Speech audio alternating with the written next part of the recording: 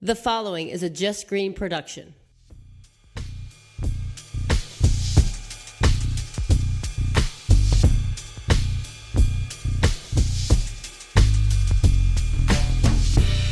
Hello, everyone.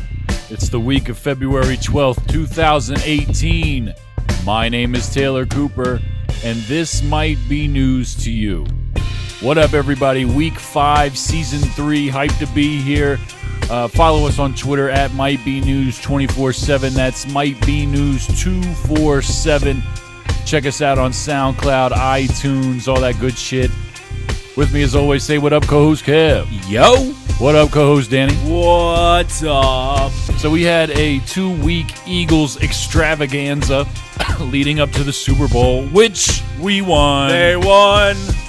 We're the fucking champions. World fucking champions. World fucking champions. The Eagles won? The Eagles won. Knock it off, Kevin. Knock it off. It was an World absolutely champs. outstanding game. 41 to, what was the final score? 41 to 33. 33. It's incredible. It was a crazy game. It was more than incredible. It was a nail biter all the way. Matter of fact, this is going to be a short episode.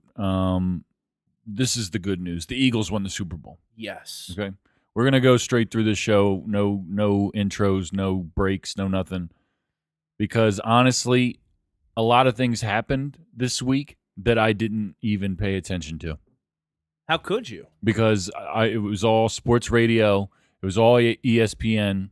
It was all looking at memes. Watching replays of the Super Bowl. Watching replays. Watching the parade. You and me, Danny, we went to a place down here to watch the parade, which was great. It was awesome. We went with Jackie and her two sisters and a couple other people. It was a good time. I didn't see Kev there. Nope, wasn't there. I was working. Yep.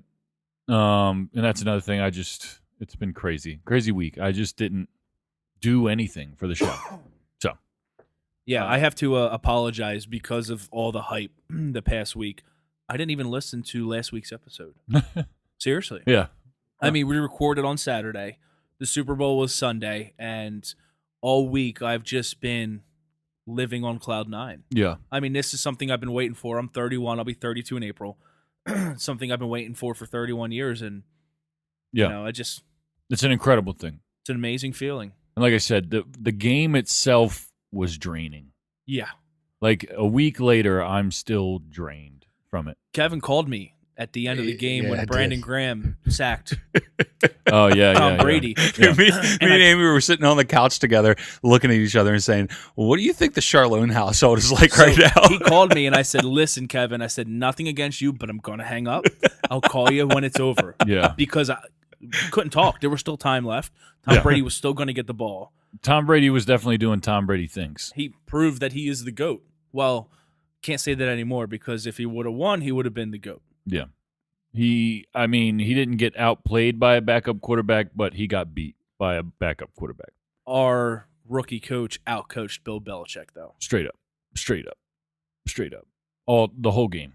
I love Incredible. seeing the mic'd up videos where Bowles comes together with Doug and they're like, you want to do it? You want to do it? Yeah. Let's do it. Well, after the game, everybody was praising Doug, saying, that's probably one of the most memorable calls ever called in a Super Bowl. It wasn't even him. It wasn't even him. It was Nick Foles. It was Nick Foles. Went over to him, looked at him squares in the eye, and said, Philly, Philly? The way he looked at him, the way Doug looked at him was just like, it was just amazing. It was just an amazing thing. It's a true testament of this team and how great they really are.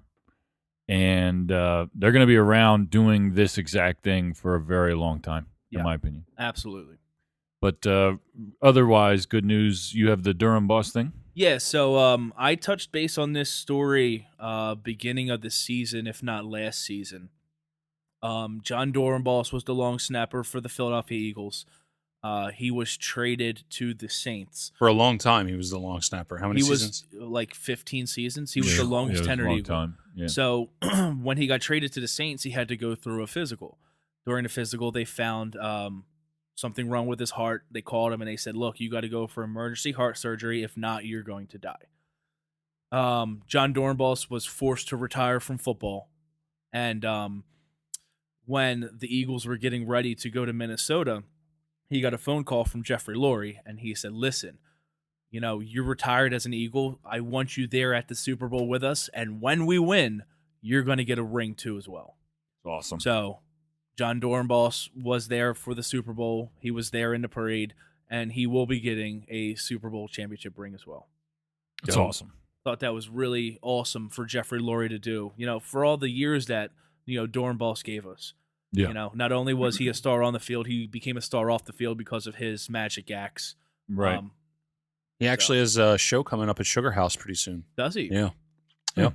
Might have to go check that out. Yeah. That's pretty neat. I didn't know that. It was just a fantastic game, fantastic week. Talking shit to Giants fans and Cowboys fans. Did you see my post Fans on Facebook? of anyone and everyone else. What? There's a Cowboys fan at my work. He came up and he hugged me. He said, "Hey, from one Cowboys fan to an Eagles fan, congratulations, you guys deserved it." Well, that's a nice guy. I then burned my clothes afterwards. I know a bunch of clowns that, talk a lot of shit.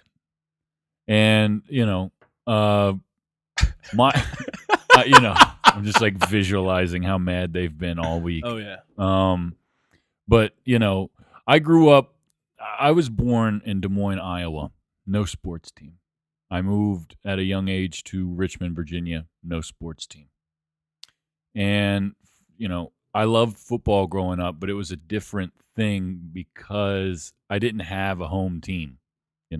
I just kind of like followed players. I watched it for the pure excitement of the game, and that was good enough for me as a kid. So who did you follow as your main team as a kid? When I was like a kid, I didn't really have one, to be honest. Like I like the Dolphins because I like their colors and I like Dan Marino. Like I like quarterbacks. Growing up, I like quarterbacks. Who doesn't like a good quarterback? Everybody, all kids like quarterbacks. They're the star of the team, you know.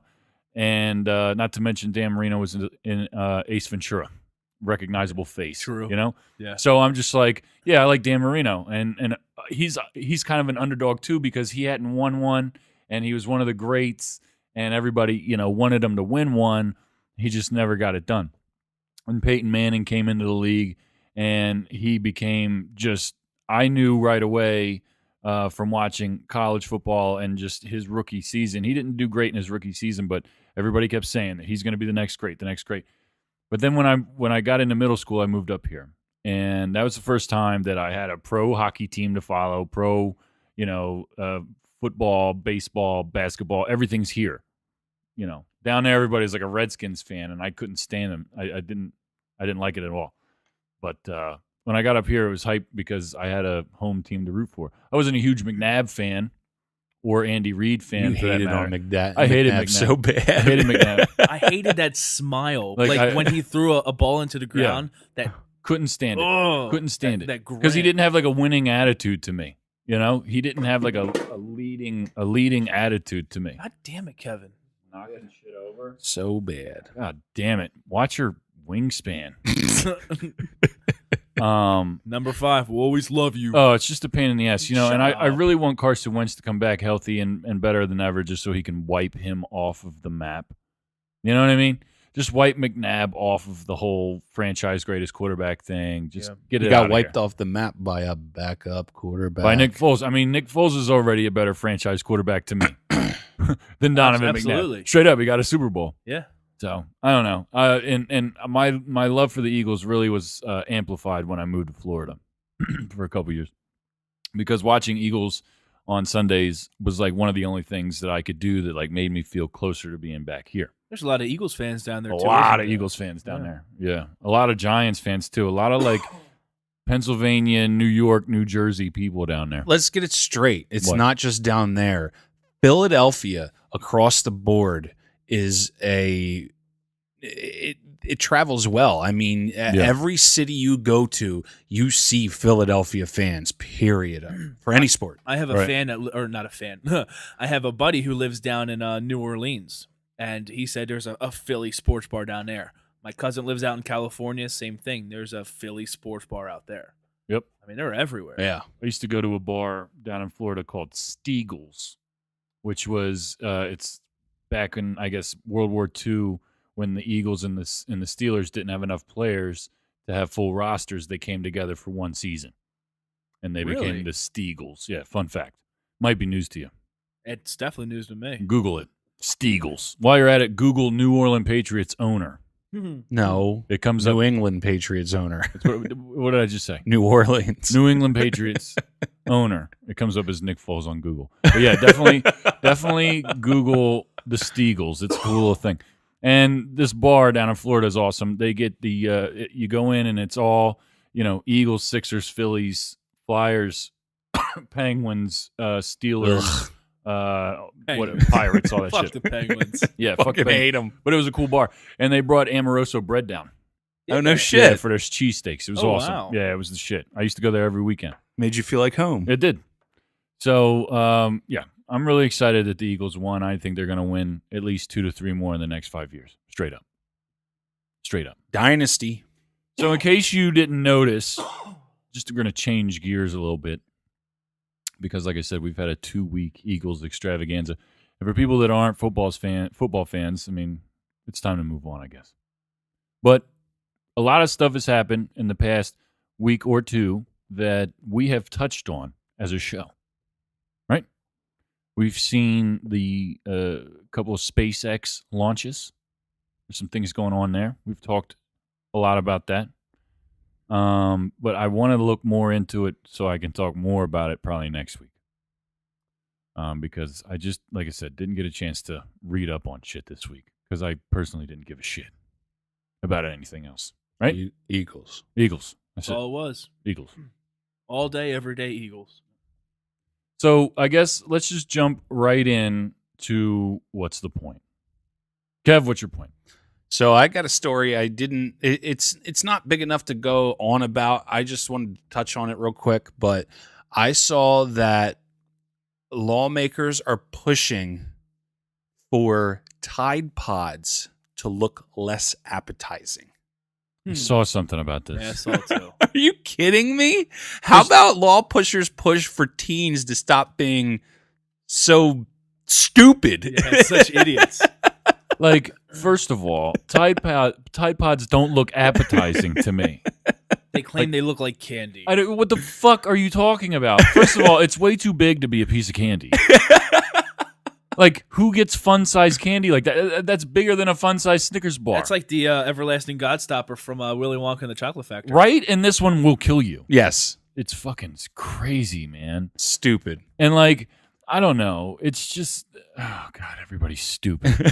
Like, just some of these challenges that these kids are coming up with. And, like, where do they get the idea for this kind of shit? Yeah, I want to know what happened to the first person that thought it was a great idea to eat a Tide Pod. Well, do you remember when that one challenge was going around where they had to stand in a shower, throw rubbing alcohol on themselves, and light themselves on fire? Yes, I do remember that. I didn't Like- see that. It didn't last long. Because some kids were almost burning their house down. It didn't last long. Well, yeah, because Wow. people were burning themselves almost to death, too. Yeah. I mean, that's not viral. That's fucking Stupid. terrible. Yeah. Who wants to watch that, right? You're not going to go viral doing shit that nobody wants to watch because you die. I don't know. It's crazy. And Tide Pods, I don't understand what's entertaining about that. It's not. Like, I watched a compilation video of fucking kids putting Tide Pods in their mouth, and I didn't laugh one time. I don't understand, like, what the whole meaning behind it is. Does it give you, like, a quick buzz or something? No, I think it's just, let's see who can be stupider than the other person. Let's see who can die first. Yeah, straight up. I mean, like, what I want to know is, like, did the first person that put a Tide Pod in their mouth and ingest that shit, did they go viral, like, right away? Does No, everybody they who- went to the fucking emergency Does room. everybody who Yeah. eats Tide Pods know this person's name? Like, is he, like, the Tyler Durden of fucking Tide Pods? He's the Tide Pod King. Fight Club reference. Google it. Yeah, that's so stupid. Stupid. Retarded. Danny, what's your point? My point has to do with the Eagles again. Now that Nick Foles has won the Super Bowl and he was a Super Bowl MVP, we still have him locked up for another year. But Jimmy Garoppolo just got signed by the 49ers to a 5-year, $137 million contract. Biggest contract in the entire NFL. That kind of throws a wrench into the whole thing, what these Eagles are going to do with Nick Foles. Do you keep him around? Do you re-sign him? Is he trade bait? Because right now, he's probably the hottest quarterback on the market. I have so many problems with this Jimmy Garoppolo situation. Oh, me too. Let me just take Nick Foles out of the equation for a minute because he's a great quarterback, and I hope that he stays on the Eagles, but I know that he's good trade. I mean, now that offenses know the type of scheme that he can run and run it efficiently. I mean, he put up 41 points on Bill Belichick. I saw that Jimmy Garoppolo's numbers were almost identical in his, what did he play this year? 6 games? He 5 games? He played 2 last year with the Patriots when Tom Brady was suspended. Right. And then he played 5 this year 5 with the games. 49ers. So I think he won all 7 of them. I think the thing that I saw was just the past 5 games for the San Francisco 49ers. His last 5 games, statistic-wise, are almost identical to guess whose? Kaepernick. Colin Kaepernick. Their last 5 games for the San Francisco 49ers, almost the same team, just a different coach, are almost identical. Who's got the edge? I don't even think there is one, honestly. Like, when I looked at it, it was very, very, very, very, very much almost identical. Like, I think that, like, Kaepernick might have thrown, like, 1 or 2 more picks or vice versa. I'm talking about a minuscule difference. Yeah. And it made me sick, to be honest. I mean, it made me sick. I understand the whole protest. Oh my God, everybody's mad. But that just is a shout out to the people who said that Kaepernick can't play football. Because now the guy, I mean, I'm not saying that he's better or worse than Jimmy Garoppolo. All I'm saying is that in a 5-game comparison, they're the same. And now you're going to make this fucking guy who's played, 7 total games in the NFL, the highest paid player in the whole league. What does that say to people that have been in the league forever that have actually done something? Yeah. What does that say to people who, like you said, Nick Foles, somebody who's a Super Bowl MVP and is not even going to start, right? Drew Brees, Aaron Rodgers, Russell Wilson. I'm not even talking about, because I know quarterbacks get a lot of money, typically, right? So if you want to just stay on the quarterback train, I mean, God, the guy played 7 games. That's not even half a season. Correct. It's not even half a season. Highest paid player to this point in history. Now, I mean, I would like to see Nick Foles stay on the team. Let's get back to your point. I don't think Carson Wentz. He says he's going to be ready for opening day, which he may be because he's just proven to be a freaking animal on and off the field. But right now you have probably the 2 best quarterbacks in the league right now because the one just won the Super Bowl and the other's Carson Wentz, who would have been the MVP if he didn't get hurt. You can take your time with Carson Wentz. If Carson Wentz is 100% in April, guess what? He's not going to do anything until May or June. Right. You don't need him to be. I mean, he's not going to be ready by April. No. But at the same time, I heard he said that he wants to be there by training camp. He wants to be ready to go by training camp. But you don't have to rush him back. No, you don't have to rush him. But if a team like the Browns come forward and say, "Hey, we have the number 1 overall pick in the draft and the number 4 overall pick in the draft. We'll give you both of those picks for Nick Foles." Would you do it? I would feel so bad for Nick Foles. I would too, but it's a career killer. But guy was gonna retire 2 years ago, comes back, wins a Super Bowl with a team that's never won a Super Bowl in its history, biggest deal ever here, and then he gets traded to fucking Cleveland. That's like the end of a Cinderella story. Yeah, it's like a dagger in the heart. That's like a straight up well, thanks for nothing, dude. I don't know. I get it because they got the highest draft picks year after year because they absolutely suck as a franchise. But is that who we got number 1 draft pick from with Carson? Yes. Yeah, because they passed over Carson. Yeah, they traded for for somebody else in a pick or whatever. I don't know how that worked out. That shit was crazy. That offseason was absolutely nuts. What are you doing, dude? My dog's just like looking at the microphone, trying to get at it. I don't know. From a business side of things, trade them because you can get players, but also at the same time, 20 of the 22 starters on the team are coming back. So It's not like we need. Who's not coming back? Blunt. Blunt, I don't think is signed, and I forget. I don't Nigel know. Bradham, he's a free agent this year. Trey Burton, the guy who threw the Philly pass to Nick Foles, he's a free agent. And there was one other person. But, I mean, the majority of your team is locked up till the 2020 season. Straight up. Wow. And Which is wild. I was listening to something today on 94.1.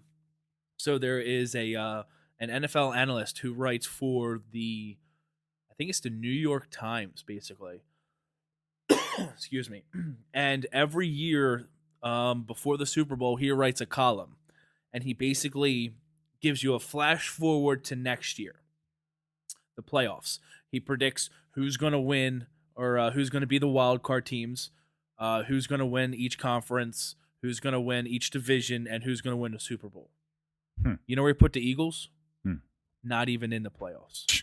Not even in the wild card. Unbelievable.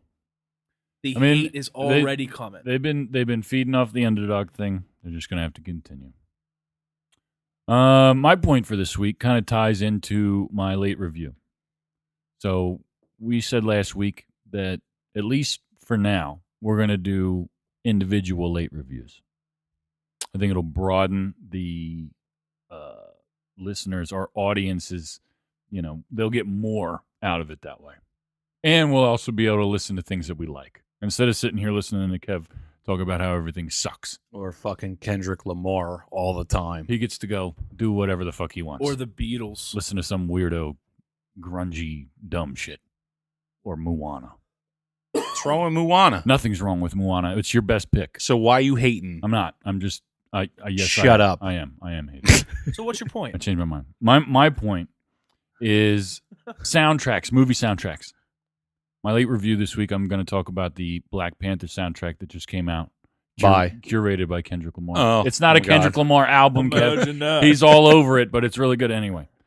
So my question, my point is kind of a question. Because after listening to the Black Panther, I thought about it and tried to think of movie soundtracks, original movie soundtracks. You got like the Guardians of the Galaxy movies. They use like all old music, from the 60s and 70s. You got a lot of movies now that just do like scores, you know what I mean? Like the orchestra type shit. There's not, back in the day, I feel like movie soundtracks were like a big deal, right? Like Armageddon, I want to ask you guys, what are your favorite movie soundtracks? Do you have any favorite movie soundtracks? Can you think back to them? Yes. What is it? My all-time top favorite movie soundtrack. Yeah. Forrest Gump. Forrest Gump. See, that's what I'm talking about. That's like all old music. Okay. Like it's a compilation album. I'm talking about like a original soundtrack. What I mean by that is a movie place comes to somebody and says, "Hey, I want to make an all original soundtrack, all new music." I can't even what you stated before the show started. Space Jam, then. Space Jam. Yeah. Space Jam. Danny, do you have a favorite movie soundtrack? 8 Mile. 8 Mile is a good one. Yeah. That's a good one. I didn't even think about that. That is a good one. Well, let's not talk about favorites then. Let's just think about movie soundtracks because I had Space Jam is a really good one. Fly Like an Eagle was Seal. The Winner, Coolio. I Believe I Can Fly was a breakout hit off of the Space Jam soundtrack. R. Kelly. Any Disney movie period. Oh, any Disney movie period is crazy. And I almost wanted to eliminate them from the running, but I can't because as soon as I'm trying to think about it, as soon as they hit Lion King, they started bringing big name people in to do the soundtracks. Right. Like Lion King was Elton John. Yeah. Then they had they had somebody. They had a bunch of people do their soundtracks. Like this Moana was the guy who did that Hamilton play. Okay. It was all him. Got you. So they have people doing that stuff. He didn't obviously sing it like Elton John did, but he wrote all the music and I guess, composed it or whatever. But, I love that shit, but Disney, they got it going on. Well, all Disney, their shit is... Yeah, Disney has big name actors doing the soundovers now, right. or voiceovers now. Right. And they even singing, The Rock sings on Moana. Right. What's some other ones? From from Space Jam, the Hit 'Em High track with B Real, Busta Rhymes, Coolio, LL Cool J, and Method Man. Hit 'em high, hit 'em high. Yep. And then what was another one? Batman Forever had a great soundtrack. Oh my God. Armageddon had a great soundtrack. Fight Club had a cool soundtrack, but it was like different because it was just the Dust Brothers, which is like drum and bass music. There was like no real singing or anything. Do you remember the movie Godzilla? Yeah, dude, Godzilla had a crazy good soundtrack. Yeah. I forgot how good that soundtrack was. That soundtrack was awesome. Yeah. Mission Impossible 2 had a great soundtrack. Do you remember that? Limp Bizkit covering the Mission Impossible song. That shit was awesome. What are some other singing ones? Victory on Oh, dude, on yeah. the Godzilla soundtrack. Yeah, dude. What are some other ones? Hustle and Spawn. Hustle and Flow. Do you remember the movie Spawn? Back in the day? No? That had an awesome soundtrack. So yeah, I don't know. I was looking at that and like I'm there's looking up the Godzilla soundtrack. it's a good one, dude. Yeah. Wallflowers were on there. Rage Against the Machine was on there. Jamiroquai. Yeah. I'm trying to remember who else. There was a lot of Puff people. Daddy. Puff Daddy with He had Jimmy the- Page. Yeah, he had the main song. Yeah. So yeah, I mean Armageddon was epic too. That had a bunch of Aerosmith stuff on there. I mean, Man on Fire had a cool soundtrack, but that was all like Trent Reznor stuff. Dude, that movie alone. Yeah. Top Gun, 3. Top Gun had a great soundtrack. Yeah, it did. Yeah. If you're into that kind of stuff. Yeah. No. Glistening pecs, playing volleyball. That's all I think of whenever I listen to any 80s music. Glistening pecs. You would think about glistening pecs. Which, all right, so now that we went over that, we're going to tie that right into late review, and I'll go first since I'm going with the Black Panther album. Now, we talked about it a few weeks ago on this show that Disney approached Kendrick Lamar, Top Dog Entertainment, to make the soundtrack for Black Panther. And I didn't know what to expect because I didn't know if it was just going to be another Kendrick Lamar album or like what it was going to be. And it basically is because he, brought everything together. Like he put everything together, told everybody what vibe he wanted. He had writing credits on all 14 songs. And it's a star-studded affair. It's got SZA, Schoolboy Q, 2 Chainz, Khalid, Vince Staples. Georgia Smith has a great song on here. Ab-Soul, Anderson .Paak, Zakari, Travis Scott, The Weeknd is on here. It's a big, big thing. And it just came out Friday. It was the only thing that I saw that came out Friday that I even wanted to listen to. And I've listened to it 4 times, cover to cover. And I enjoy every song. Every song. I cannot wait to listen to it. Give it a 10. Give it a 10. I mean, listen, as far as soundtracks go, just because also like I'm trying to include the fact that like I feel like this has almost never been done before, right? Like Kendrick, he's not on every song, but he helped write every song, and he put all the artists and features in position to be on whatever songs they're on. So I just think Kendrick Lamar is a national treasure, and won't say that he's the greatest rapper ever, but he's moving up every year, in my opinion. So I give it a 10 out of 10. Easy, instant classic. A lot of people, I put that on Facebook, and I got a lot of heat for it. But I really enjoyed it. I can listen to this album all the way through anytime. And that to me makes it 10, an instant classic. Some songs, even albums that I like a lot, I got to skip a song or two. This one, I don't have to do that. It's great. What did you do? What did you do this week, Danny? So, going back to the Eagles thing, I was inspired by the Eagles, one of their hype videos. So this week, I did Meek Mill, Dreams and Nightmares. Which is their theme song coming into the stadium. Correct. They use it for the theme song. They also use it for some hyped up videos. This was released October 30th, 2012. The hype up video got me just lit and just excited. So I figured I'd give the album a listen to. And I liked it more than I thought I would. Freak Show, Burn, Rich and Famous, to name a few, Young Kings, Amen. hands down, favorite song on the entire album, of course, is Dreams and Nightmares. It's just And that's the track. That's the one. Yeah, that's the title track. Yeah. Fell in love with this album completely, and definitely going to be listening to more of Meek Mill. But I give this a strong 9.7 out of 10. Wow. 9.7. That's big time. Not a huge Meek Mill fan, but I enjoy what I've heard of him. This album was fantastic. I need to listen to a whole thing. I got to listen to a whole album, and maybe I'll start there. And that's the point of doing 3 late reviews, because now we all get to do that kind of thing. Kev, what did you review this week? I reviewed Siamese Dream by Smashing Pumpkins. Cool. I mean, this is an album that I grew up listening to from when I was like 10 years old. I'm not even sure when it came out, but the 2 songs that got my attention are Disarm and Today. I mean, I absolutely love those 2 songs. Is it an instant classic? Absolutely not. Or is every song on this album decent? Yes. Yeah. So I believe I would have to rate this song a solid 6.5. Nice. Good ratings this week. It's good. Yeah.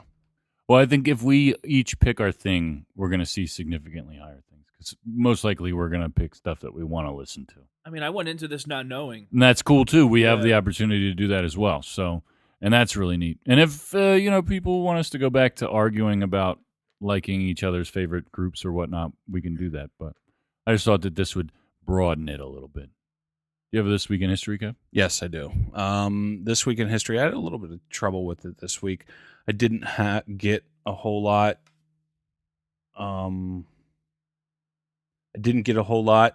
But I do have it. February 12th, 1999, Senate voted to acquit President Clinton on charges of perjury and obstruction of justice. February 13th, 1960, France exploded its first atomic bomb. February 16th, 1937, nylon was patented. Wow. February 17th, 1968, the country's first 911 phone system went into service in Haleyville, Alabama. Cool. Yeah. Thought that was pretty neat. Cool. Good job, guys. Short and sweet this week. Yeah. Short and sweet. Hope you guys enjoyed the episode. I'm about to go to bed and just relax. It's been a long week, and it's time to get back to normal. But really happy for the Eagles. Can't wait for next season.